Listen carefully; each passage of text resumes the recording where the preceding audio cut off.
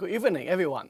Welcome to this HKU Information Day webinar, AI in Action, Practical Use and Prospect Across All Fields. I'm Professor Bennett Yim, Director of Undergraduate Admission and International Student Exchange, and I'll be your host today. Today, we are very excited to have participants joining us from around the world, and you just had a sneak preview of our latest AI video showcasing the persuasive presence of AI across all our faculties and schools. We want to show you how AI is not just a futuristic concept, but a real, tangible part of our lives, and also the role of higher education in nurturing future leaders in AI. Whether you are interested in arts, business, or technology, AI offers exciting opportunity for everyone. The theme of today's webinar is AI in Action, and we're going to show you real-world application, prospect, and how AI can be part of your career regardless of your background. Let's start with a quick question. Have you ever used a voice assistant like Siri or Alexa, watched personalized recommendation on Netflix, or perhaps seen AI-driven robots in restaurants? These are just a few examples of AI in our daily life. We can see that AI is making our cities smarter, our healthcare more accurate, and our businesses more efficient. Over the next hour, our distinguished panelists from diverse fields will discuss why AI is for everyone and how AI impacts different aspects of our daily routine. So today, we are really excited to have an excellent panel of panelists joining our discussion today. So allow me to introduce our panelists for everyone. So right next to me is Professor Boris Babrik. He's the Program Director for BA and B-Engine in AI and Data Science. Right next to Professor Babrik is Dr. Charles Deng. Hello. He's the Program Director for BBA in Information System and Business Analytics. And further right is Professor Ping Lu. Hello. Assistant Professor, Director, Outreach and Advancement of the Department of Computer Science. And last but not least, our most important guest, Mr. Martin Liu, Assistant Director, AI and Data of the Hong Kong Science and Technology Park Corporation. So I want to express our greatest appreciation for all of you to be able to join us on this webinar. I'm sure you have a lot of good examples and ideas to share with our participants. So without further ado, maybe let me start focusing on the first part of our discussion. To echo the theme of our webinar, let's begin with a fundamental question. Why is AI for everyone? Or why should anybody be concerned about AI? Maybe I'll start off with the person right next to me, Mr. Babrik. So what's your view on this? Yeah, thank you. Well, the range of tasks that AI can do now and the speed of tasks with which we can do them, it means that there's a whole variety of applications outside just immediate computer science. So I can think of a few that are relevant to my own background in areas of research, which is in law, medicine, and humanities. So for example, in the courtroom, judges increasingly use AI systems in order to make sentencing and trial recommendations. Lawyers use AI systems throughout their whole workflow in discovery, depositions, so forth. On the medical side, there's been over 1,000 AI-based medical devices that the US FDA has approved. Some of those are diagnostics, some of them are triage, some of them are in other areas within the hospital workflow, but it's just like a huge range. And then in the humanities, we have people using AI for archaeology, paleontology. We have a colleague here who's in music and runs the AI Song Contest, which is like a Eurovision for AI-generated music. Philosophers work a lot in questions surrounding mind and agency, as well as ethical questions, governance, policy questions. So really everywhere from philosophy to law to medicine, it would be unwise to escape using these technologies to solve problems today. I see. Well, for all this application, all this example, I can certainly understand maybe every one of us should be concerned about AI. Now, maybe I understand Dr. Deng is from the business school, so maybe you can also address this question from a business perspective, more specifically. Sure. So what I believe is that at its core, AI is about basically learning patterns from past data and then try to automate decisions for the future, right? So at its core, it's all about data. Now, in the business field, there are tons of data generated every second of the day. We're talking about like financial reports, economic performances, online social media conversations, marketing efforts, and so on. Now, all of this information, all of this data are really important.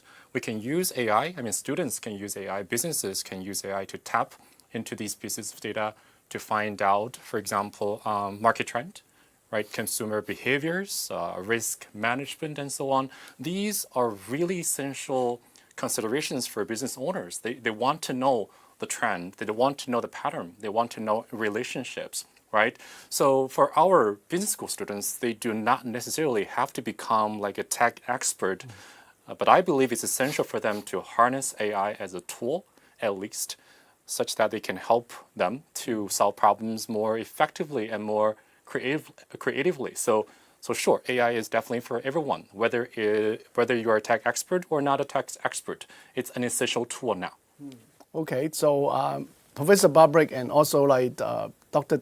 Deng have focused more on kind of just the kind of regular people like ourselves who may not have very deep knowledge about technology, and so even for us, like it's impacting our life. I'm sure, like when it comes to experts in computing, like Professor Lu, probably you have even more deeper perspective about like how AI affect everybody's life. So please, like share your view. Oh, thank you. I think AI has a very long history. We can date back to the Turing machine. But as we can recall that before the year 2022, AI, I guess, was not a hot topic. Nowadays, everybody is talking about AI. What happened after 2022, I guess, is the huge breakthrough of large language model, right? The ChatGPT at the end of 2022. So I guess mostly we are talking about AI refers to the large language model. Okay, what is the key difference? I think the key word is general purpose. So it's the first time we have a computational model that is a deep neural network in the human history. We can put just all the knowledge in on the internet, text, video, image, to fit into a single large computational model. So that is a general purpose and can solve almost all kinds of problems. So that this is why everyone should care about how to use AI. Okay, thank you for sharing that different perspective from kind of the core of the technology itself. And as I earlier mentioned, like today, other than listening to a few of our professors sharing their view regarding the importance of AI, I think more importantly, we have an industry expert. I think Martin, like you can probably share from the industry perspective, like how is AI developing, how is that impacting everybody's life now? Yeah. So I think, yeah, definitely the general purpose should be the keywords for now. So I think AI right now is the timing because, as our professor mentioned, that's the AI used to be like very complicated, or they use lots of algorithm. Usually those like computer science people can handle for some specific tasks. But right now, because the AI is so powerful that they capture all the knowledge from the data, human beings. So right now, I think it's the right timing that AI can really apply to not only the computer science or some specific purpose, but to all industry. So for example, like how the industry apply it, healthcare, we have AI companies that doing the drug discovery. That's called the in silico medicine. So that's very famous company in our science park. And also we are not only some medical purpose, but we have a company called Life Sparrow. So they use AI to save lives because they use like the drones to like go over those like mountains to seek for those people that lost during the hiking. Yeah. Another example is we have a very good company called the V2. They have a tool that is making the AI video right now is so popular, right? So those are you can see those companies are across different industry, but not only some very specific area. So I think I think right now the AI is the good timing that everyone should learn it and also they can apply different industry domain knowledge into the AI. Wow, I think now, thank you, Martin, for sharing like even specific examples of company. I suppose in like the science and technology part, there must be a lot of startups that are also focusing on AI this day, I suppose. Yeah. We got around like 2,500 companies there, tech focused. And I think we almost more than 500 companies that are focusing on AI. So that will be I think the number is increasing, and that will be a good industry for everyone. Okay. Wow. That's certainly like very exciting to understand. With all this application, I suppose it also means career prospect for our students as well. So maybe in the later part, we can get back to talk a bit more about like kind of what your understanding of the market need for the student, what kind of skill they want, and then also the career prospect. So now let me kind of like maybe move on a bit to the next set of our questions, which focus a little bit more on kind of the very specific application that are like kind of related to maybe the knowledge that we actually teach at the university, because many of our audience probably are very interested in the different program that we offer and then how they are related to the application that our guests have mentioned earlier. So again, let me kind of like move to Professor Barbrick first, because earlier I mentioned Professor Barbrick is the program director of one of our very innovative programs that combine arts with engineering. Because a lot of people in the past may think of arts people tends to be very different from engineering people. And so this program of Bachelor of Arts and Bachelor of Engineering in the area of AI, like how do we combine them together? So kind of, I mean, how can we think of application that actually cross these two fields? Right. Well, that's a great question. I mean, you know, pre like 2002 or just 5 years ago, it was a very strange combination when I tell someone that I'm working in arts and computer science, and it's like, what's the relationship between them? And now I think they're increasingly inescapably blended. So our students, many of them are interested in, for example, they're interested in like video game creation. They're interested in, you know, digital technologies that are applied to film and music, holographic and projection technologies, like a lot of things that have to do with cultural and aesthetic production, which are now inescapably embedded with technology.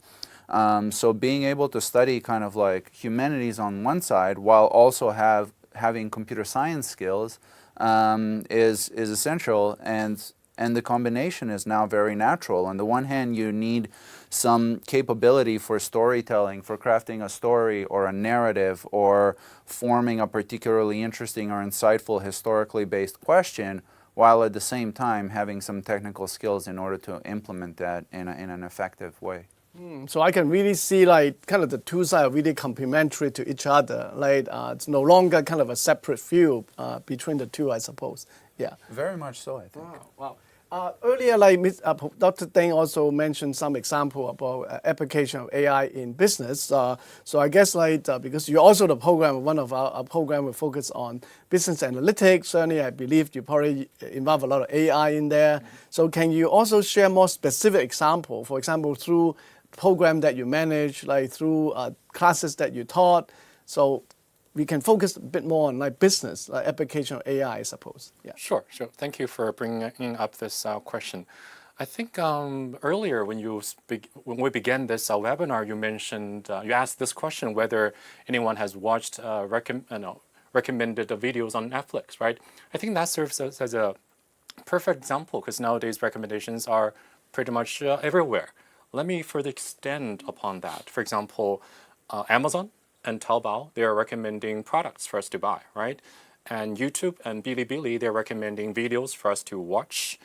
And Instagram, I believe a lot of our students use that platform. Instagram and Xiaohongshu, they're recommending social media content for us to consume, right? These recommendations, they happen behind the scene, and it's most likely some AI models tapping into user data, trying to predict what we like, and then offer us customized suggestions.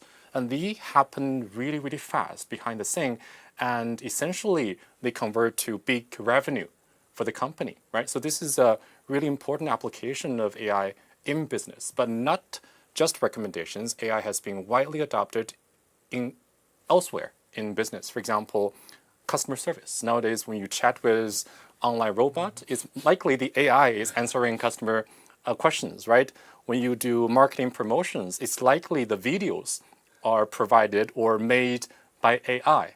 When you make a financial investment, maybe it's AI giving you suggestions. So these are all various applications or specific value-added applications in the business field, and the examples can go on and on. So I believe it is the foundational element now in the business field. Wow, certainly like as we are experiencing more usage of AI in different aspects. You mentioned like if I'm chatting with a kind of a chat agents, it could actually be kind of AI agents behind it. And of course, like people would say like, wow, compared to a human being, right? I used to interact with a human being. Now I'm interacting with AI. And some people may have kind of different view as to like, wow, will that AI be less personal, less kind of like a human? So would that also add complication to our application of AI this day? Sure, it depends on where you apply this.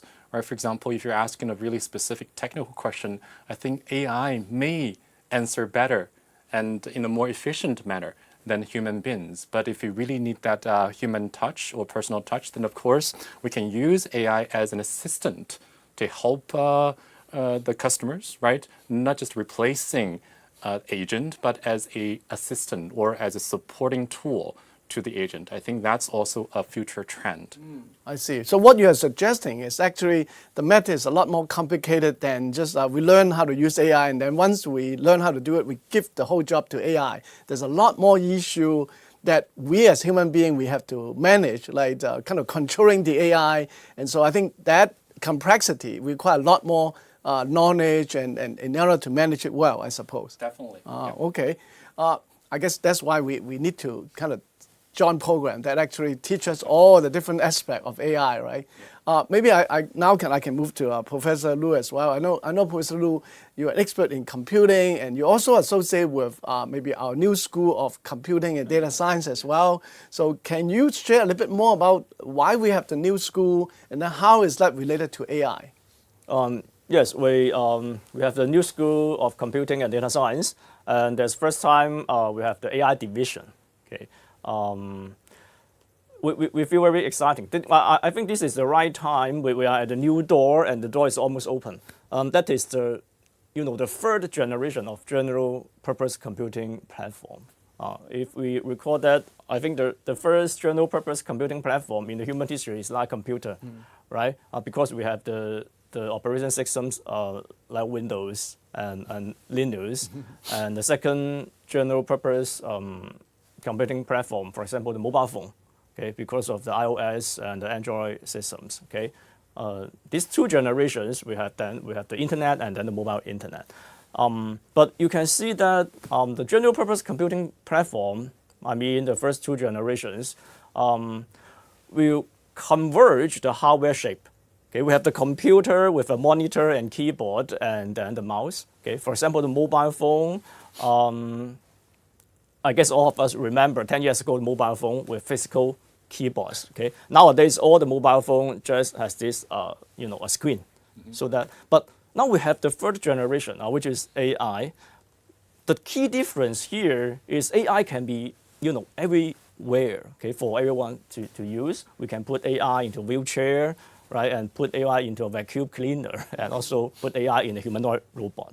Okay, AI is everywhere. So this third generation of general purpose computing platform, I guess we will not need to a converge of the hardware shape.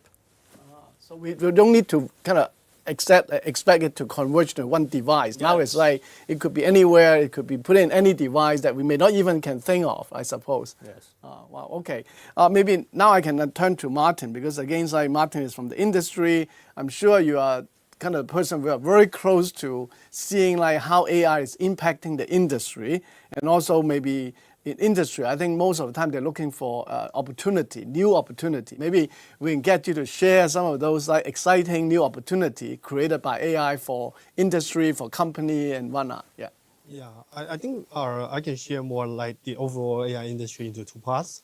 So one is what we call the industry for AI. So that actually AI is they have a whole chain that from the like computing. I mean those AI chips, what we call the FPGA or some specific chip design, and also for upper level to like the platform. So they are like making those a foundation model. So itself is also general purpose, but it's a very like open AI. That's a foundation model, right? And also on the top, we have we are talking about like many agentic AI, robotics. Those are itself AI is an industry. So that what we call the industry for AI. So that's already a very big industry there. And other part is what we call the AI for industry. So that what we mentioned before, how we apply the actual products from those like are generate from the AI industry, and then so we apply like to in the like what we call the life science, and also construction, which is very big in Hong Kong. Also fintech, what we call the BFSI, the banking, service, insurance, all this kind of like industry, and even like the entertainment and tech. Yeah, so that's another like big impact for the AI that can transform different industry to the next level. So yeah, I think that would be a very big opportunity there, and so we can still think of the hottest topic, what we call the agentic AI, and also embody AI, how we can really have some like robotics with their own brain and then do their really application. That I think I can see lots of like new things happening every day. Yeah. Well, I can kind of, based on what you just shared, I can see most of us tends to focus on something closer to us, like the application related to our kind of our daily life, and that seems to be at the kind of lowest level. In fact, like if we look back, like actually multiple level above us, like that's whole ecosystem that are creating opportunity for many different business. So for our student, instead of looking at the application at the lower level, they can also go upstream and looking at other opportunity as well, I suppose. Yeah, exactly. So we are like, for mention about the chips, we have like microelectronics. We also need many like talents there. So that actually that's a very big industry up full out all the what we call the value chain. Yeah. Wow, that's very exciting. Now I think after two questions now, so maybe it's a good time for me to kind of do a quick summary. And so what I get from the guests so far is like we often think of AI as only for technology like expert. Like we have over here many of our professors like right next to me, the expert related to technology, computer scientists, and myself, I'm a pure business person, so I'm not very technically related. But now I know that this is just a misconception. In fact, like AI touches every aspect of our life and career. And we know that artists are also using AI to create digital artwork and also music. Business professionals are leveraging the AI for market analysis and also customer insight. And also healthcare workers also use AI to assist in diagnosing diseases. They can do it faster, more accurately, and it's also a tool that amplifies human creativity and also decision making. So I hope like this is kind of a fair summary of what we have heard so far from our experts. So maybe like we can now move on to something more closer to what our students may be most interested, because I think many of our students this day, or particularly their parents, will be asking, when my children actually take on a particular program, what's the career prospect for that program, right? Because eventually they hope that children will actually be able to find a job. So maybe before they look for the career, I suppose they also need to know like what kind of skill is needed if they want to pursue a career in AI, and then later we can certainly kind of address like the question of how do we choose a program that better fit with the student, or maybe better able to equip the student for that specific kind of area. So now maybe I'll reverse the order, because like earlier I start with like Professor Brabrick, and maybe this time I want to start with like Professor Lu this time. So because you are the closest to computing, and so a lot of time I think people would be thinking, well, if I want to like focus on AI, I have to naturally join program offered by the school. And so can you tell us a bit more about like if students do choose program from the School of Computing and Data Science, so what could they expect? I suppose you don't offer them just the classes. I suppose you also offer them a whole bunch of other learning experience, right? Yes. Some people may say that AI will eventually replace human, but I think this is totally wrong. This is because AI is, as I just mentioned, AI can be everywhere, such that in the School of Computing and Data Science, we will offer multiple different programs with different focus, okay, mainly focus on interdisciplinary research, for example, AI for robotics, AI for fintech, how to do, the quantitative trading or the analyze the financial market, and also AI for medicine, AI for law, and many different combinations. So can you be more specific about like program? Because I heard about like there's an exciting program. Even though last year we do a soft launch of this Delta Plus program. Oh, yes. And that program, even with the soft launch, we have recruited like over 100 students joining the program. So this year I think we are officially launching that program. So I'm sure many of our potential students would love to hear more about that program. So how is that program different from our regular computing program? The Delta Plus program is a joint force between Hong Kong and Shanghai. Yeah. The School of Computing and Data Science has a new site. We call it Shanghai side of the school. And undergraduate students enrolled in a few programs related to AI can choose, for example, 2.5 years stay in Hong Kong to study the core AI courses. And then another 1.5 years, they can visit the school's Shanghai site. Okay? There were more than 3,000 companies around the school's Shanghai site, such that they can share these industry resources and many GPU computing powers, data, and research scientists there. Wow. I can imagine if I'm a student, after finishing a class, I can just walk next door and do my internship there. Yes. In one place. Wow, that's exciting. Just to add, the business school also have like a center in Shanghai. Wow, okay. So right after finishing the course, come Okay. to the business school. Okay. Wow, that's wonderful. I suppose, like, I mean, other than having so many companies there, is there another reason, any specific reason why the AI and Shanghai are connected in some way?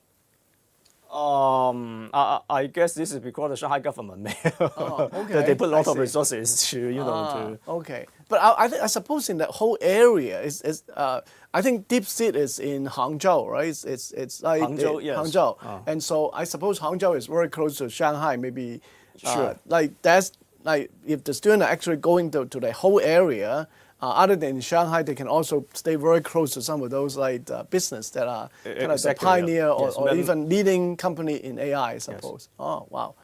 I think that's very exciting. I think for the program, and Dr. Ding already kind of like tell us a bit more about the business school. Also, will have a Shanghai center as well. I think that's the first time, right? Because we used to have we have a Peking, Beijing center, we have a Beijing Shenzhen center. center. Now we have a Shanghai center. Indeed. Oh, okay. Maybe you And can it's a share prime also. location. Wow. as Okay. far as I know. Maybe you can share a bit more, and then also tell us a bit about program in the business school that are also related to AI. Sure, I'm really glad that you asked because I think this is a great opportunity for me to promote one of the new initiatives within my school. So starting from next year, early January, we're going to launch a new major, undergraduate major called Artificial Intelligence in Business. So this new major is going to cover three main areas. Number one, the technical foundations of AI. So we'll introduce to our students like what's machine learning, what's deep learning, what are the basic tools. That's the first thing. And the second thing we do is to teach our students the various AI applications in business, in marketing, in finance, right, in consumer analysis and so on. That's the second thing. And the third thing we also want to do is to teach our students how to innovate with AI, how to become a startup, how to create ideas, how to materialize that idea with the help of AI. So these are the foundations of this new major. And we hope to basically equip our students with the necessary skills and expertise such that they can integrate AI into business strategy and business decisions. So our goal is that we hope when our students graduate, they will be already AI ready, as well as job ready. So hopefully this new major, artificial intelligence in business, will become a perfect complement to whatever their primary field of study is. And as I said, this is going to be a new major. We're going to launch next year. So more details will be reviewed to audience in the coming month. So stay tuned. Great, great. So Professor Lu already mentioned like program features like that are related to AI that are offered by computing and data science at school. And then Dr. Ting just mentioned like, okay, some of the skills that students expect to learn from the business perspective. And so now let me get back to maybe the art side. So I suppose maybe some of the skill will be common across like the different area, but I'm sure if it's combining arts and engineering, there must be some additional skill that students have to learn. Right. Yeah. So in this double BA program, it's a joint enterprise between arts and then CDS, Professor Loping's group. And so what we've tried to create is basically no shortcuts program, I call it. So students do everything on the computing side, and then they do everything on the arts side in addition. And then beyond that, there's a common spine, so to speak, of courses which are co-taught by faculty from both groups. And that's an interesting addition. For example, there's a course on machine cognition. And this course has the benefit that like philosophers think about cognition, about philosophy of mind, about consciousness, but now we can kind of combine it with a technical understanding of what these deep learning models do. So students can ask questions like, if we think that there's a resemblance between the human brain and the machine brain, in what way do they come apart, right? If we take something, gradient descent in a deep learning model, does that correspond to anything analogous in a human model? And if it doesn't, what are the philosophical implications of that? So we can really play around like with a technical level as well as a very humanistic level of ideas. Wow, so students have to actually master like multiple type of skill in order to do well in the program then. Yeah, yeah. Okay. They do all the computing science side Okay. stuff. Wow. Certainly, I think it's one thing to kind of seeing how the supply side, like what the program actually offer. On the other hand, I think we need to do a test on making sure like all these side skill that we train our student actually meet the industry standard or industry requirement. Maybe would Martin be able to also share a little bit about like you've listened to like some description of our program, and then do those things match with like the industry expectation or kind of the skill that you expect like a student with a career in AI need to equip themselves with? Yeah, I really like Professor Robert mentioned about no shortcut, because that would be definitely they have to learn those fundamental and back to the how to apply into the real application. So no matter in art tech or even all the AI industry, yeah. So I think that would be a good program that if I can have it earlier, I will also apply. So back to maybe some short story. I'm also graduated from Hong Kong U. So I'm computer engineering background. So at that time I really like AI, and so I'm very glad that I take one of the course is AI, that at the end of the year 3, that is the last year at that time.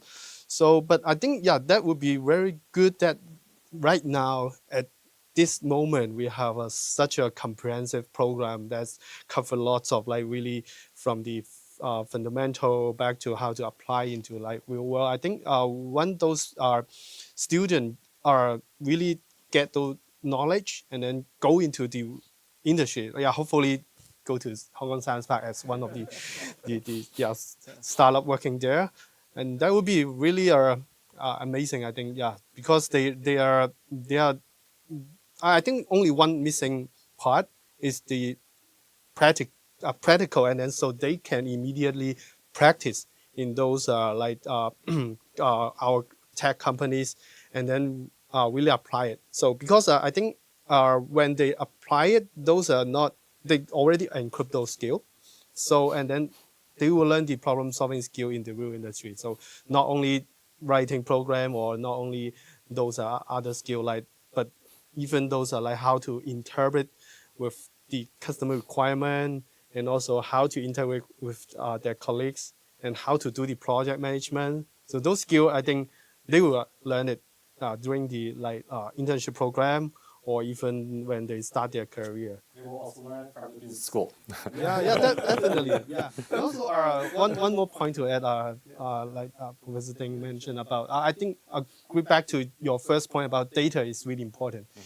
So I think, we actually are, in Science Park, we work with the industry to organize lots of like hackathons. So I can mention about, we recently in fintech area, we work with Hong Kong MA that have what we call the IADS challenge, IADS developer hackathon. So we welcome all those like fintech companies and even those students that they have the ideas in the fintech. They can utilize those like open banking data and then show to the bank. So that will be a really exciting opportunity because the bank will even be a mentor that tell them whether their idea is good or not. And then so they can eventually like start their like thinking process and then become a next fintech companies. So I think that would be, if they learn those skills already in the like business school and also all the like programs, that will increase their chance to really get those opportunity to adopt. Yeah. Great. Thank you so much, like, for at least giving us the endorsement that we are heading in the right track. And so Martin already revealed his identity being an alumni of Hong Kong U. So, but there's no secret. So maybe I just thinking maybe I can take this opportunity to ask for some feedback. So I understand like the university is also continues to be improving. But even back in your time when you were studying here, are you happy here? Yeah. I think that's. I'm very excited when I got the offer. That would be really true. That one of my exciting time in my life. That's true. I think learned really a lot from the like computer engineering. I learned I personally do like programming, and also like problem solving, and also that program also encrypt some hardware skill. So that multi skill that led me to really think broader how we can apply to my next career.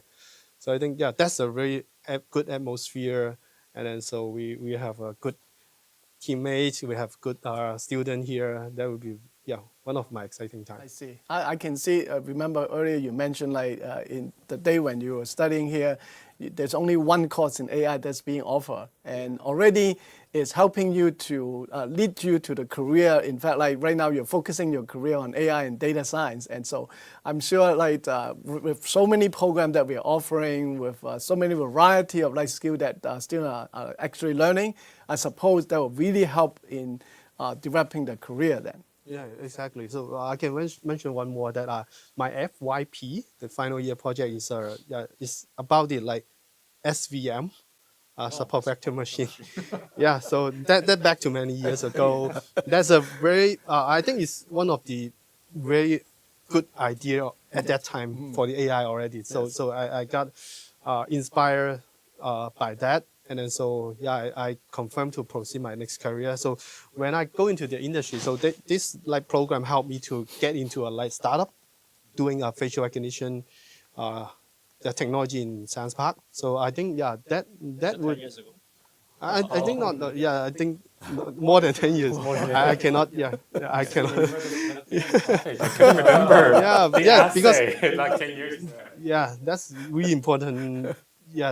Time at that time. So I think I think that's a really good opportunity, and so I confirm that I really like this industry, and go into this industry. Yeah. Wow, I see. Well, even with all the different prospects, like with kind of AI career, because I since we're talking like with you on kind of industry career, maybe if we need to ask you for some advice for the student, of course, with all this opportunity, everybody get excited, and so is there any advice you'll give them, like what they need to really get themselves ready if they really want to go into this career? Any kind of like shortfall or maybe other kind of like drawback if they join this industry? What are the challenges maybe they have to face? Challenges. I think it's a good opportunity right now, as I mentioned. So, but the challenge I think is whether you are really adopt to change. That would be the challenge because in AI, every day is changing. So for my job, the model every day is changing. How I can recommend those model to my tech company, that will be a challenge. But that would be exciting as well because I think the more exciting thing is we will not stop that. And then so the technology we even don't know whether it will bring us to. Yeah. So I think that would be the challenge. But the advice maybe you asked about. First of all, you can apply for our hackathon, the IADS, or even we have also a RoboCon challenge every year. So that would be a good opportunity that you can explore those like AI, robotics, data, whether it's your preferred industry. Yeah. Wow. I understand many of our students are very interested in competition projects and those things. So I'm glad to know like there are opportunity for them. And I suppose, but before they can enter some of those competitions, they have to equip themselves at least with some basic knowledge so that they can at least do well in the competition. So maybe now I would move on to like kind of coming back to Professor Barbrick. I also mentioned earlier Professor Barbrick is the program director of our very interesting BA in the B Engine program. But he also have another role, which is like the university recently also set up the HKU Musketeer Foundation Institute of Data Science. So I understand you're also a member or associated kind of with the institute. So can you tell us a bit more about like having the institute, having kind of this additional setup, like how are we, from the Hong Kong U perspective, how are we supporting our students, including like maybe outside of the classroom, rather than just inside the classroom, but also outside opportunities. So what additional thing we bring to the student?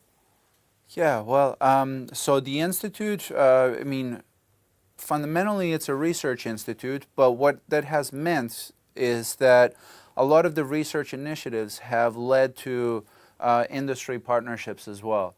And those industry partnerships open up like a lot of exciting opportunities for students. And Professor Lopin can also speak to some to these initiatives. So like initially we had a partnership with the Shanghai AI Lab, but then we have colleagues working with like Xiaomi on like camera technologies and sensing technologies and a lot of like basically applied AI research. You know, colleagues working with Huawei, so like lots of industry partnerships that we've developed, and those can then lead to student opportunities for internships, for careers, for all of this.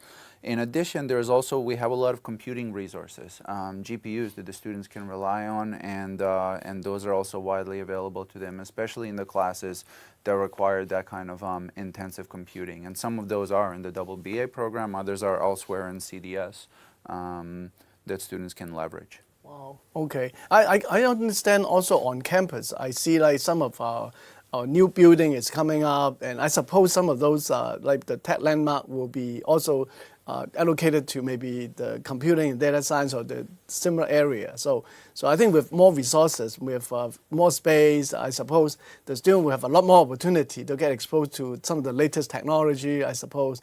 And so do we have any also, like other than what Professor Barbrick mentioned, whether Professor Lu also is aware of any other connection we have with industry I can add partner? one more point, yes. Yeah. Before we launch the Delta Plus program, we already established the connection with more than 100 companies in the Shanghai side. Yes. Wow. So I guess those companies would, in what way are they supporting our students? Other than maybe I can think of like maybe internship, but there may be other way that they can also support the student learning. Different types of resources. For example, in internship program, and the student got paid to work in these companies, and also the as I mentioned, the computing powers, and also the data, specific data, because the companies from different industry sectors. Yes, yes. Well, I suppose like without the data, there's not much they can do. So Yes. Having the large amount of data they can tap on, I think will be a very important kind of resources for our students to advance their knowledge in AI. Exactly. Wow. So maybe so far we already talked about the computing or also the institute.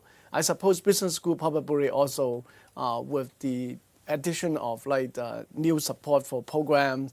We also probably always been focused on connection with company, right? I guess like so maybe Dr. Ding can also share whether you have any new information regarding the business school kind of development in terms of like partnership to help students. Right.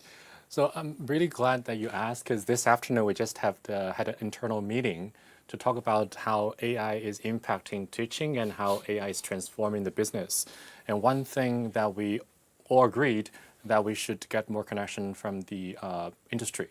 So for many of the courses, new courses, we're going to invite practitioners, regulators, and also industry experts to help us teach these courses. These courses are most likely looking at the intersection between AI and accounting, AI and strategy, AI and marketing, AI and management. And hopefully we can invite all these experts to the classroom instead of just offering a lecture as a teacher. We'll want to invite these outside options and outside experiences to the classroom such that our students learn practical skills even before they graduate. So that's our plan. And we also are hoping we can bring in all these experts and create a better atmosphere, not only for teaching, but also for research. So it's going to be a win-win situation, not only for us, but also it's going to win for the company itself. Wow. So I'm sure like being a student, they would be very excited to know kind of like the industry, the school itself, and also the program, and not only like are they learning all the knowledge, but also all the practical side, and then with the future career prospect already kind of pretty clear layout for them. And so I guess like as Martin mentioned, right? It's quite newer student actually is enjoying a lot more benefit like compared to us like in the old day when more resources resources tend to be more limited.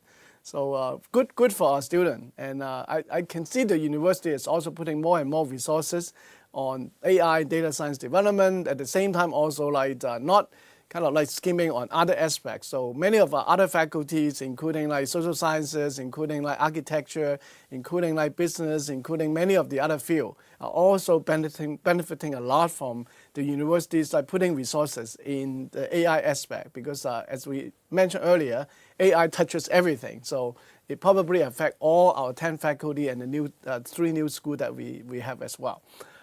The organizers already start signaling me that like we need to start doing some wrap up. So before I forget, I want to again like thank you all our guests like for joining our insightful sharing today. And I was excited to get our new program director also like on program to share with us like all this interesting offering. At the same time, again, like certainly thanks to Martin for sharing many insight from the industry. And we can see that the demand for AI talent is skyrocketing across different fields and industry. And so to remember, all AI is for everyone. This is clearly the topic, and hopefully we convey the message. It's a versatile, impactful, and also rapidly growing field that welcome diverse talent from arts and humanity to business, engineering, and basically for anybody. So at HKU, we're at the forefront of embracing AI technology, and to align with our global trend, HKU introduced 3 new schools this year: the School of Biomedical Engineering, the School of Computing and Data Science, and also the School of Innovation. And our different faculty also have launched a range of new programs related to AI, like the Delta Plus that Professor Lu mentioned earlier. This is a very exciting program. Students not only spend time in Hong Kong, they also spend time in Shanghai, surrounded by company, certainly opportunities surrounding them as well. So we want to emphasize that HKU will continue to enhance our curriculum and also explore further collaboration with industry partners, and remain committed to inspiring young talent to adapt to the rapidly evolving landscape of AI technology. Now, before we close the discussions, I want to kind of ask our speaker whether they have any further advice for our students, because many of our students are watching our webinar podcast, and certainly this is a great opportunity to hear from our experts like for the student before they come to the university. What advice do you think is important to help them maybe make the more informed decision when they are selecting program? So any one of you want to start first is fine. Well, just one last advice for our students. I think everyone would agree that is to stay curious, because nowadays the AI, as Martin suggested, evolves so fast. So it's more important than ever to learning continuously. That is the most important thing to have and habit to have. So that's my advice. Wow, great, thank you. Anybody else? I guess to follow up on this is, I think one thing that's nice at HKU is that it's really possible to do substantive interdisciplinarity, like without shortcuts, and that's consistent with staying curious. Students can think about taking courses in a wide range of disciplines, either through a double degree, joint program, or exploring electives that round their knowledge. Yeah. And my advice is that AI will not replace human, and this is the right time to challenge ourselves to learn more the AI-related courses, and also combine AI with a specific domain. Okay, for example, law, finance, art, and medicine. Wonderful. Martin, you have any? So as a people that come across this role before, I think that would be one of the wisest choice to enter the AI for my personal view. So if you are the one that will adapt to change with curiosity, I think that would be a good choice. Wonderful. Thank you so much for our panelists for sharing their very valuable advice and also opinion. And particularly students, remember all they tell you. I think I can kind of assure you what they said regarding what kind of student will be best suited for some of this program is also the characteristic that we are looking for at HKU. Whether you are studying computer science, studying data science, business, or even arts, humanity, we're always looking for students with curiosity, adapt to change. And so Dr. Deng also mentioned something that I cannot agree more, because at the University of Hong Kong, our teaching and learning philosophy is not to just teach you the knowledge and also kind of maybe filling your mind with all the knowledge. We want to teach you how to learn new things, because I always tell my students, everything I know, I learned in my brain right now, probably won't even need a small USB to fit, right? So, but the world is expanding. I think every single day we have new knowledge coming up. The most important skill you can learn is learn how to learn new things. So hopefully all of the students remember that, and this is exactly the characteristic that Hong Kong is looking for in recruiting our students. So again, thank you so much for all of you, including our panelists and also those of you online for joining us today. We encourage you to explore HKU, all of our AI program, and certainly don't forget there are other programs, not specific on AI, but they will be affected by the AI kind of knowledge as well, and consider how you can be part of this innovative journey. And for information about our programs and mission, we will ask you to visit our website. Hopefully we provide enough information on our website, but if not, feel free to contact us through our inquiries line, and we'll be more than happy to answer any question you have. And don't forget, this coming Saturday is a very important day. It's our Hong Kong U Information Day, and we welcome everybody to come on campus. If you want to attend particular session, please make sure you do your online registration, because we expect there'll be a lot of guests visiting our campus. And also my colleagues already told me we are preparing exciting and interesting and innovative souvenir for all of you to collect as well. But we do probably need to make you do some work, is to participate in some activity before you can get the souvenir. So we hope today's discussion have inspired you to explore how AI can be part of your future, no matter what your background or interest may be. And again, please be reassured that Hong Kong U is committed to fostering interdisciplinary innovation, and we look forward to welcoming a talented student like yourself to join our vibrant community. Stay curious, keep learning, and let AI be the tool for creating a better future for you. See you at HKU. Have a great evening. Thank you very much.